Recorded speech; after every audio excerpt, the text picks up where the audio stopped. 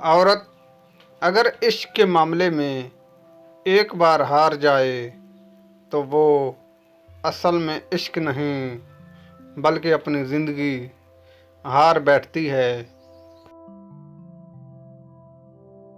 मर्द के लिए इस मुआशरे में औरत सिर्फ सोने के काम ही आती है और मर्द ने सीखा ही औरत के साथ सोना है, ना कि जागना। मर्द खुद को बहुत ही चालाक और होशियार समझता है, मगर हकीकत में वो ऐसे बिल्कुल नहीं होता।